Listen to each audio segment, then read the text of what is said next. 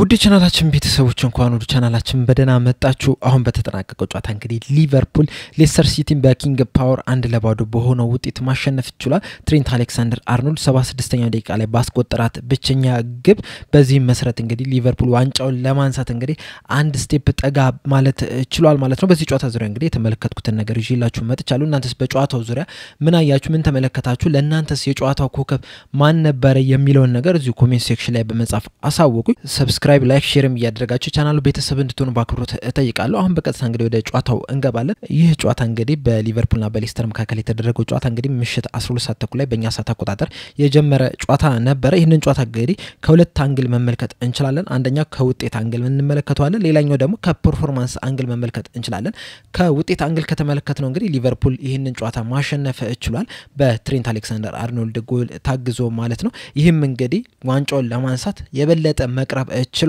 ከዚህ በኋላ እንግዲህ ዋንጫውን ሊያነሳ የሚችልባቸው ሁለት አጋጣሚዎች አሉ። አንደኛው እንግዲህ አርሰናል ሮብ ከክሪስታል ፓላስ ጋር የሚያደርገው ጨዋታ አለ። በዛ ጨዋታ እንግዲህ በክሪስታል ፓላስ የሚሸነፍ ከሆነ ሊቨርፑል ቀሪዎቹን ጨዋታዎች ሳይጫወት ራሱ ማሸነፉን ያረጋግጣል። ምክንያቱም እንግዲህ በዚህ ሰዓት እንግዲህ በ13 ነጥብ ርቀት ላይ ነው የሚገኘው ከአርሰናል። አርሰናል እንግዲህ ከዚህ በኋላ 5 ጨዋታዎች ናቸው የሚቀሩት። 5ቱን ጨዋታዎች ሙሉ ለሙሉ ቢያሸንፍ እንግዲህ 15 ነጥብ ነው የሚያገኘውና ቀጣይ ጨዋታውን የሚሸነፍ ከሆነ ከክሪስታል ፓላስ ጋር ሮብ የሚያደርገው ጨዋታ የሚሸነፍ ከሆነ እንግዲህ ከዛ በኋላ 12 ነጥቦች ብቻ ናቸው የሚቀሩትና ሊቨርፑል ደግሞ በዚህ ሰዓት ከሱ የ13 ነጥብ ርቀት ላይ ነው ያለውና ቀጣይ ሳምንት ሊቨርፑል ከቶተንሃም ከሚያደርገው ጨዋታ በፊት እንግዲህ ሮብ ዕለት ዋንጫውን ማንሳቱን የሚያረጋግጥበት ይሆናል። ይህም እንግዲህ ባለፈው ዋንጫ ስናነሳ በኮቪድ ጊዜ 2019-20 ላይ ዋንጫውን ስናነሳ ግን እንደዚህ አይነት ተመሳሳይ ነገር ነው የነበረው። ሊቨርፑል ከመጫወቱ በፊት እንግዲህ ቼልሲ ከማንቸስተር ሲቲ ጋር ተጫውቶ ቼልሲ በማሸነፉ ነበረ የዛን ጊዜ ሊቨርፑል ዋንጫውን ማንሳቱን ያረጋግጠውና ምናልባት አሁንም እንግዲህ እንደዚህ አይነት ተመሳሳይ ነገሮች ሊያጋጥሙ የሚችልበት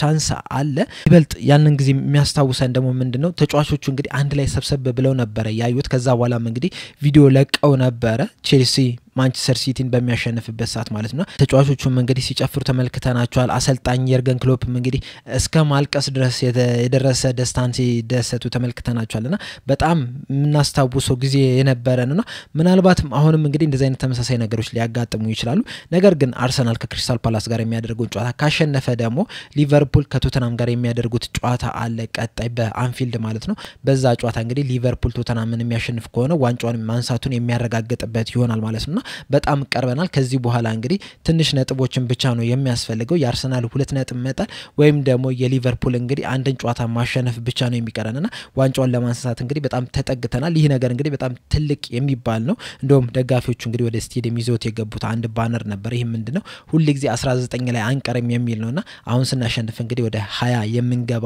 ይሆናል ማለት ነው። የዚህ ፕሪሚየር ሊግ ደግሞ ለየት የሚያደርገው ከ2019-20 ማለት ነው የዛን ጊዜ በኮቪድ ምክንያት እንግዲህ ደጋፊዎቹ ከተጫዋቾቹ ጋር አንድ ላይ ማክበር አልቻሉም ነበርና ይህንን ዋንጫ ማሳካት እንግዲህ ለየት ያለ ትርጉም አለው ማለት ነውና ይህንን ዋንጫ ለማሳካት እንግዲህ በጣም ተቃርበናል ማለት ነው። ሌላኛው የምንመለከተው አንግል ደግሞ ከፐርፎርማንስ አንግል ይሆናል ማለት ነው። ዛሬ እንግዲህ ሊቨርፑሎች በጥሩ አጀማመር ነበር የጀመሩት። በተለይ ደግሞ የመጀመሪያዎቹን 3-4 ደቂቃዎች እንግዲህ ሊቨርፑል አንግል ገሽቶበታል። መሐመድ ሳላ እንግዲህ ያገኘውን አጋጣሚ ሳይጠቀምበት ቀርቷል። ሌላ ጊዜ እንግዲህ መሐመድ ሳላን ከምናውቀው አንፃር ይህንን ኳስ እንግዲህ ወደ ጎልነት መቀየር ነበረበት። ነገር ግን ደግሞ ልክ ሲሞክረው እንግዲህ የግብ አግዳሚ መልሶበት ወደ ውጭ መውጣት ችሏል። ከዛ በኋላ እንግዲህ ሌስተር ሲቲዎችም እንግዲህ ወደ ጨዋታው መመለስ ችሎ ነበር። ወደፊትም ሲሄዱ እንግዲህ ጥሩ የሚባል እንቅስቃሴ ማድረግ ችሎ ነበር። 10ኛው ደቂቃ ላይ እንግዲህ ሌስተር ሲቲዎችም እንግዲህ ሊቨርፑሎችን አጥቅተው መሞከር ችለው ነበር። በዛ ሰዓት እንግዲህ ሌስተር ሲቲ ሙከራም እንግዲህ እንደዚሁ አንግል ገጭቶባቸው መውጣት ችለው ነበርና ከዛ በኋላ እንግዲህ ያቺ አንግል ከገጨች በኋላ ሊቨርፑሎች እንግዲህ በካውንተር አታክ መሄድ ችለው ነበር። ከዛ በኋላም እንግዲህ ዲያዝ ለጋክፖ ሰጥቶ ጋክፖ ደግሞ ለመሐመድ ሳላ ማቀበል ችለው ነበር። ከዛ መሐመድ ሳላ ሲሞክረው ደግሞ በረኛው ሊይዝበት ችሏል እና ያቺ ጥሩ የምትባል ሙከራ ነበረ። ዛሬ ሌስተር ሲቲዎች እንግዲህ ጥሩ ኳስ መቆጣጠር ችሎ ነበር። በተለይ ደግሞ ከ15ኛው ደቂቃ በኋላ እንግዲህ ከሊቨርፑል የተሻለ ወደፊት ሲሄዱ ኳሱን መስርተው ሲሄዱ የተሻለ ነገርን ማሳየት ችሎ ነበር። በርግጥ ፍሬያማ የሚባል ነገር ማምጣት ባይችሉ ማለት ነው። በጨዋታው ላይ እንግዲህ ዛሬ ሌስተር ሲቲዎች አንድም የግብ ኦን ታርጌት ሙከራ ማድረግ አልቻሉም አጠቃላይ እንግዲህ 5 ሹቶች መሾት ችለው ነበር ከነዚህም ውስጥ እንግዲህ ኦን ታርጌት የሆነ ኳስ የለም ከዛ አንፃር ስንመለከተው ፍሬያማ አይደለም የነበሩት ነገር ግን ደግሞ የተሻለ ኳሱን መቆጣጠር ችለው ነበር ወደፊትም ለሚሄድ እንግዲህ የተሻለ እንቅስቃሴን ማድረግ ችለው ነበር ነገር ግን ደግሞ ሌስተር ሲቲዎችን ጥሩ ያደረጋቸው እነሱ ኳሱን መቆጣጠር ብቻ ሳይሆን የሊቨርፑሎች ራሱ በቀላሉ ኳሱን የሚለቁባቸው ነገሮች እንግዲህ ሌስተር ሲቲዎችን የተሻለ ነገር እንዲያደርጉ አድርጓቸዋል ሊቨርፑሎች ዛሬ እንግዲህ በተለይ ብራድሊ ሻርፕ አይደለም የነበረው በተለይ ደግሞ ፈርስት ሃፍ ላይ ሰከንድ ሃፍ ላይ እንግዲህ የተሻለ ነገር ማድረግ ችለው ነበር ፈርስት ሃፍ ላይ ግን ኳሶችን በቀላሉ ሲነጠቅ ነበር ውሳኔዎቹም ጥሩ አይደለም የነበሩት እንደዚሁም ደግሞ የሌስተር ሲቲ ተጫዋቾች ነው ማቭዲዲ ራሱ የተሻለ ተጽዕኖ ሲፈጥርበት ነው የነበረውና በዛም እንግዲህ ጥሩ የሚባል እንቅስቃሴ ማድረግ አልቻለም በተጨማሪም ደግሞ ኮናቴ ራሱ ዛሬ አንዳንድ ኳሶቹ በሚያቀብልበት ሰዓት እንግዲህ ጥሩ አይደለም የነበሩት ግራቨንበርችም አንዳንድ ጊዜ እንደዚሁ የተሳሳተው ኳሶች አሉና የነዚሁ ላደመረ እንግዲህ ፈርስት ሃፍ ላይ ሌስተር ሲቲዎች የተሻለ እንዲሆኑ አድርጓቸዋል እንደውም የሆነ ሰዓት ላይ 36ኛው ደቂቃ ላይ እንግዲህ የሌስተር ሲቲ ብቻውን ኳሱን ይዞት ማለት ነው በአራት የሊቨርፑል ተጫዋቾች ተከቦ ነበር ነገር ግን የትኛውም ተጫዋች እንግዲህ እሱ ላይ ፕሬስ ሊያደርግለት አልቻለም ሊቀሙትም አልቻሉም ከዛ በኋላ እንግዲህ ለሌላ የሌስተር ተጫዋች ማቀበል ችሏልና ፕሬሲንግ ላይ እንግዲህ ትንሽ ቀዝቀዝ የማለት ነገር ስንመለከት ነበር እንደዚሁም ሰከንድ ሃፍ ላይ ራሱ ወደ መጨረሻዎቹ አካባቢ እንግዲህ ሊቨርፑሎች ፕሬስ ማድረግ ላይ እንግዲህ በጣም ወርደው ነው የታዩትና ይህንን ነገር ማሻሻል መቻል አለባቸው ሌላኛው ነገር ደግሞ ሰከንድ ሃፍ ላይ የነበረው እንቅስቃሴ ነው ሊቨርፑል ወደፊት በጣም የተሻለ ሲሄድ ነበር ብራድሊም እንደዚሁ ወደፊት በጣም ሲንቀሳቀስ ነው የነበረውና ከፈርስት ሃፉ የተሻለ እንግዲህ ሰከንድ ሃፍ ላይ ወደፊት ሲሄድ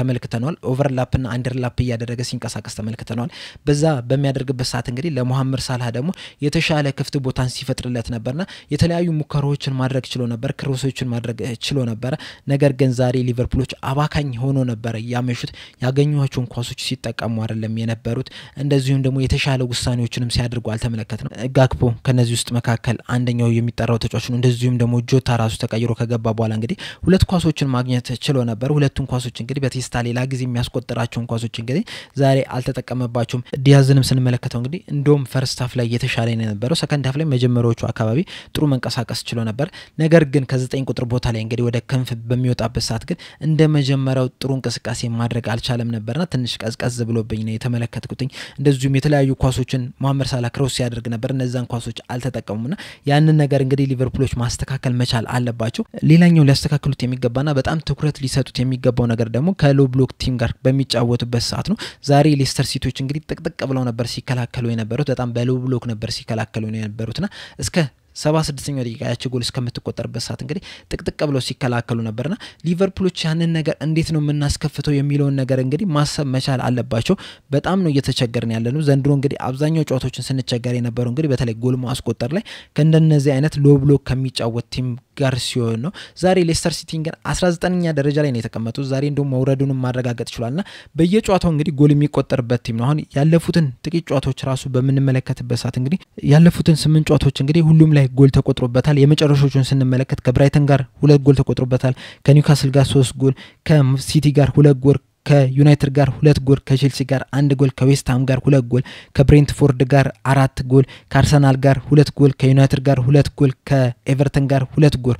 ይሁላ ጨዋታዎች እንግዲህ ከአንዱ ጨዋታ በስተቀር ከሁለትና ከዛ በላይ ጎል የተቆጠረባቸው ቡድኖች ናቸውና እነዚህን ቲሞች እንዴት ነው ማስከፈት ያቃተን የሚለው ነገር እንግዲህ በጣም ትልቅ ጥያቄ መሆን መቻል አለበት ምክንያቱም እንግዲህ ከዘንድሮ ይልቅ ቀጣይ አመት በጣም ጠንካራ ቡድኖች ናቸው የሚገጥሙት ምክንያቱም ዘንድሮ እንግዲህ አብዛኞቹ ቲሞች ወርደው ነው የታዩበት በርግጥ ሌሎቹ ጠንክረው ቢታዩም አርሰናል እንዳምነው አይደለም ጥንካሬው ማንቸስተር ሲቲ እንዳምነው እንደካቻም ነው አይደለም ጥንካሬው ቼልሲ ነው ሌሎቹንም ቶተናምም እንግዲህ ጥሩ የሚባል ጊዜ አይደለም እያሳለፈ ያሉና በዚህ ሰዓት እንግዲህ ጠንካራ ሆነን መውጣት ራሳችን የሚያስመሰግነን ነው ነገር ግን ደግሞ ያሉብንን ድክመቶች ካላሻሻልን እንደዚህ አይነት ሎ ብሎክ ከሚጫወት ቲም ጋር እንግዲህ የተለየ ነገር ይዘን መምጣት ካልቻለን እንግዲህ ቀጣይ አመት በጣም የምንቸገርበት ነው የሚሆነው ምክንያቱም እንግዲህ ቀደም እንደነገርኳችሁ በጣም ብዙ ጎል የሚቆጠርበት ቲም ነው ሌስተር ሲቲና እነዚህ ቲሞች ላይ እንግዲህ አንዷ ጎል እስከተቆጠረ ድረስ 76 ደቂቃ መጠበቅ መቻል አልነበረብንም በተለይ ደግሞ ከዛ በፊት እንግዲህ የተለያዩ ቻንሶችን ራሱ ማግኘት ይችላል ነበርና እነዛን ቻንሶች አለመጠቀማችን እንግዲህ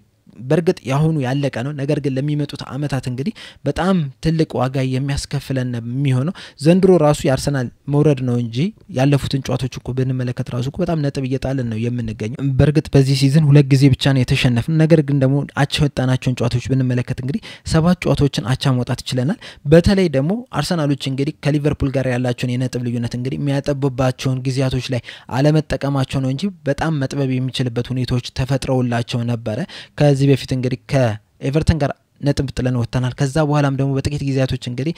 ከአስቶን ቪላ ጋር ነጥብ ጥለን ወጥተናልና በነዛ ሰዓት እንግዲህ አርሰናሎች ያደረጓቸውን ጨዋታዎች ነጥብ ባይጥሉባቸው ኖሮ እንግዲህ ከሊቨርፑል ጋር ያላቸው ነጥብ ልዩነት በጣም አጥበው በዚህ ሰዓት እንግዲህ ሌላ ውጥረት ውስጥ ምን ገባበት ሁኔታ ነበር የሚፈጠረውና እንደዚህ አይነት ሎ ብሎክ ከሚጫወቱ ቲሞች ጋር እንግዲህ ለየት ያለ አይነት አጮት ይዘን መምጣት መቻል አለበት እንደዚሁም ደግሞ ክረምት ላይም እንግዲህ በዋነኝነት የተለያዩ ቦታዎችን ማጠናከር መቻል አለባቸውና ለቀጣይ አመት እንግዲህ ከዚህ የተሻለ ቲምን ይዘን መምጣት መቻል አለበት በተለይ ማጥቃት ላይ እንግዲህ የሚፈጠሩ ቻንሶችን እንግዲህ ወደ ጎልነት የሚቀየር አይነት ተጫዋች መምጣት መቻል አለበት ምክንያቱም ዛሬ እንግዲህ ብዙ ያባከናቸው ኳሶች ስላሉ ማለት ነው ስታቱን ብንመለከት ራሱ 28 ሙከራዎችን ማድረግ ይችላል 10 ናቸው ኦን ታርጌት 9 ቢግ ቻንሶችን ክሬት ማድረግ ይችላል 9ኙን እንግዲህ ሚስ ማድረግ ይችላል 9 ጎል መሆን የነበረባቸው ኳሶች ማለት ነው ለጎል በጣም የቀረቡ ኳሶችን እንግዲህ ማባከን ይችላል አሁን ፊት ለፊት መስመር ላይ እንግዲህ ጠንካራ የሚባል ተጫዋች ቢኖር ልክ እንደነ ሉቫንዶስኪ እንደነ ሃላንድ አይነት ተጫዋቾች ቢኖር ከነዚህ 9 ቻንሶች እንኳን ቢያንስ 1-2 ራሱ ቢያስቆጥሩ የተለየ አይነት ጨዋታ ነበር የሚሆነውና እዛ ቦታ ላይ ማተኮር መቻል አለብን ወደ ጎሏ ስንመለስ ደግሞ ጎሏን እንግዲህ ያስቆጠራ ትሬንት አሌክሳንደር አርኖልድ ነው 76ኛው ደቂቃ ላይ ማለት ነውና በዛች በምትቆጠርበት ሰዓት እንግዲህ ከመቆጠሩ በፊት ሁለት አንገል ገሽቶብናል እደለቢስ የሚያስብለን ነው ሁለት ሙከራዎች ተሞክሮ አንገል ገሽቶ ከዛ በኋላ ነው እንግዲህ ወደ ትሬንት አሌክሳንደር እግር መድረስ የቻለችው ከዛ በግራ እግሩ መጥቶ እንግዲህ ማስቆጠር የቻለው በጣም ጠንካራ የሚባል ምት ነበር ከዛ በኋላም እንግዲህ ካስቆጠራት በኋላ ያሳየውን የደስታ አገላለጽ እንግዲህ ስንመለከተው በጣም ጎሉን ሲፈልግ የነበረ ተጫዋች መሆኑን እንመለከታለን በተለይ ደግሞ በዚህ ሰዓት እንግዲህ ትሬንት አሌክሳንደር አርኖልድ ዙሪያ የሚወሩትን ወሬዎች ስንመለከት እንግዲህ በጣም ስሜታዊ መሆኑን ልንረዳ የምንችልበት ሁኔታ አለ እቺን ጎል ሲያስቆጠር እንግዲህ የበለጠ ስሜታዊ ያደረገው የሚሆኑት ምክንያቶች እንግዲህ አንደኛው ከጉዳት መመለሱ ነው ከፒኤስጂ ጨዋታ ተጎድቶ ከወጣ በኋላ እንግዲህ ያደረገው የመጀመሪያ ጨዋታ ነውና ያችን ማስቆጠሩ እንግዲህ ስሜታዊ እንዲሆን አድርጎታል ሁለተኛ ሊቨርፑል የፕሪሚየር ሊጉን ዋንጫ የሚያነሳበት እድል በጣም ያሰፋበት ጨዋታ ነው የሆነችው ጎል ነው የሆነችው እቺ ኳስና ያም ስሜታዊ ያደርጋል ምክንያቱም የሊቨርፑል ተወላጅ ነውና የሊቨርፑልም ደጋፊ ነው ያም ስሜታዊ ሊያደርገው ይችላል በተጨማሪም ሰሞኑ እየተወሩ ያሉት ወሬዎች እንግዲህ ስሜታዊ ሊያደርገው ይችላልና በጣም የተደራረቡ ስሜቶችን የተመለከተነበትና ማሊያውን አውልቆ ከዛ ለመንሸራተት ነው ሲሞክር የነበረውና 2-3 አይነት አጨፋፈሮች ነው ሲሞክር የነበረውና ሌላ ጊዜ ከተመለከተን እንግዲህ አንዳንድ ተጫዋቾች ወይ ማሊያቸውን ያውልቃሉ ወይ ደግሞ ይንሸራተታሉ እንጂ ሁለቱንም ለማድረግ አይሞክሩምና ይህም እንግዲህ ምን ያህል ዋጋ እንዳለው ለሱ ምን ያህል ስሜት ውስጥ እንደከተተው እንግዲህ የሚያሳይ ነገር ነው በአጠቃላይ ግን የዛሬው ዋናው አላማችን የነበረው ጨዋታውን ማሸነፍ ነው አሸንፈን መውጣት ይችላልናል ቀጣይ የቶተናም ጨዋታ አለ ወይ በቶተናም ጨዋታ ወይ ደግሞ ቀደም እንዳልኳችሁ እንግዲህ አርሰናል ከክሪስታል ፓላስ በሚያደርጉ ጨዋታ እንግዲህ የፕሪሚየር ሊጉን ዋንጫ የምናሸንፍበት ጨዋታ ነው የሚሆኑትና ለዛም እንግዲህ ዝግጁ መሆን መቻል አለብን ጊዜው የሊቨርፑል ነው ቀጣይ ወደ 20 ነው ጉዟችን የሚሆነው እንግዲህ ድል ለሊቨርፑል ይያልኩኝ እዚህ ላይ ፕሮግራሜን አበቃለሁ ሰብስክራይብ ላይ ሼር ማድረግ እንዳትረሱ እንደዚሁም በጨዋታው ዙሪያ ያላችሁን አስተያየት ኮሜንት ሴክሽን ላይ በመጻፍ አሳውቁኝ በቀጣይ በሌላ እስከምንገናኝ ድረስ ቻው